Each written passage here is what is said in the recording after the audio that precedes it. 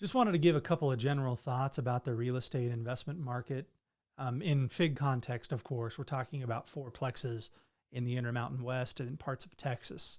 Granted, anytime we give comments about the real estate market, it's a huge market, right? The U.S. has over 400 different metros. There's all kinds of different asset classes. So know that this is a little bit of a hyper-specific summary on the market. And wow, if we talk about my thoughts on the 2021 market, you cannot talk about 2021 without talking about 2020.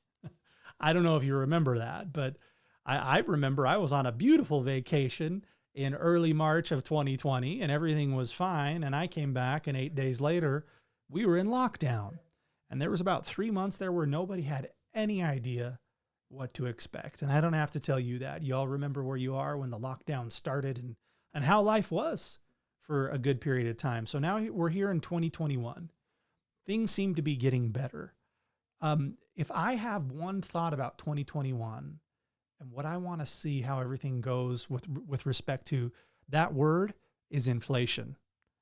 Because what you had is you had a dramatic slowdown in economic activity in 2020. Now here in 2021, we've got a bunch of vaccinations happening. Most places in America are seeing a declining case level in COVID-19, which we're all so tired of, right? And then, the general consensus is we're on the road to things getting a lot better. People will argue, I have, about when that is and how that happens. And much of that is hyper local too. But now stimulus has been passed. There's money getting printed, dropped right into people's bank accounts. Restaurants, hotels, travel, things are going to open up more fully again. They've been pretty open in some places. I've been here in Utah and it's, people are wearing masks, but things have been relatively open.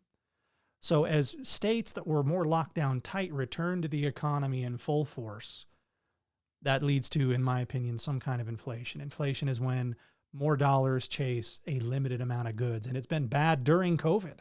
Housing prices, rents, everything has gone up. Material costs have gone up. So I watch inflation and I watch affordability, right? We can build fourplexes, we can build rental housing, and we have to provide a return for you, the investor that you like, that is going to be something you're excited about investing in.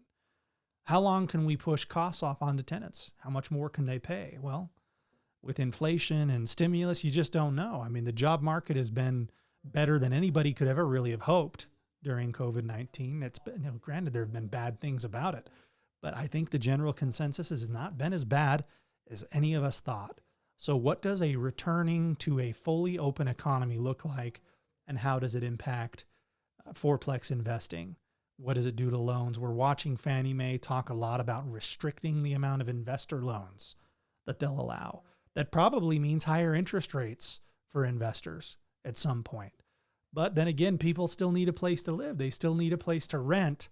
I also watch too, if Fannie Mae is trying to scale back the amount of investor loans that they allow, what's the private sector going to do about that? Somebody going to do some more mortgage-backed securities catered towards investors and or second homes. So there's a lot I'm watching for in 2021 as we return to a more open economy.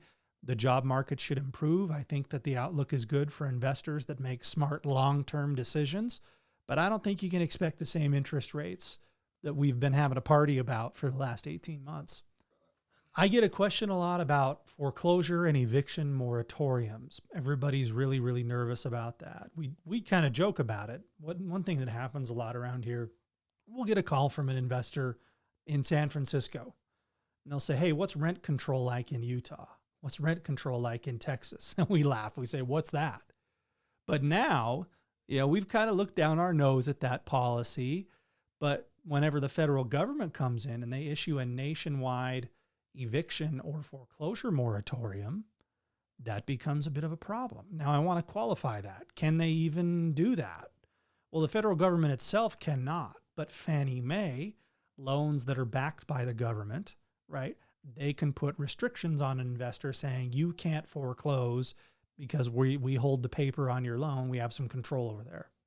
States and local municipalities can say we're not going to allow evictions for a certain period of time. I've even heard horror stories of certain markets where the sheriff just won't cooperate with an eviction because he just doesn't feel like it's the right thing right now.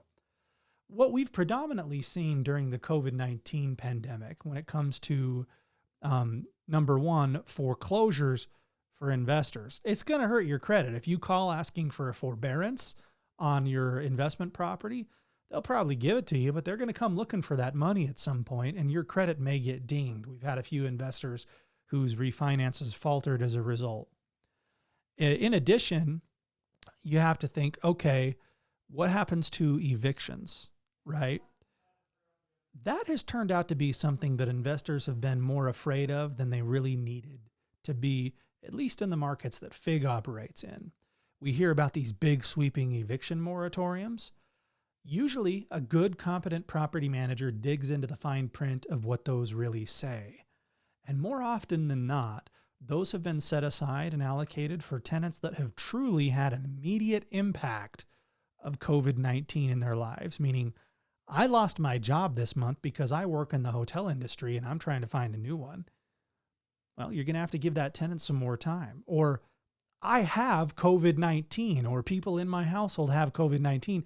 If you put us out on the street, we're going to be around spreading it to everybody. We can't shelter in place, right? So that's actually mostly the fine print in our markets. If somebody says, I can't make my rent, and there's a moratorium, the question is, well, why can't you make your rent? Well, I don't want to. I don't have enough money here. I lost my job, but it wasn't COVID-19 related. Those evictions, although they're generally a little bit clogged up in the court system, are allowed to proceed. So we haven't had too much trouble, and we've actually been very, very pleasantly surprised by how well the rents have held up. Really, when you look at shelter in place, stay-at-home orders, the value of where you live has been enhanced, and people have really, really worked hard and sacrificed to be able to keep their rent current. And in many instances where they couldn't do it, the property management team we work with has done a good job at temporary forbearance. Well, what can you pay? When can you? And working through that. Because, at the first of this thing, it was a problem that we all shared together. And our team's been pretty good at working through that. So that has been a boogeyman that has not been nearly as big as we originally thought. And I'm going like this. I'm crossing my fingers, hoping that that continues to be the case. But as we see some vaccination and economies reopen, I'm inclined to think we've seen the worst of it.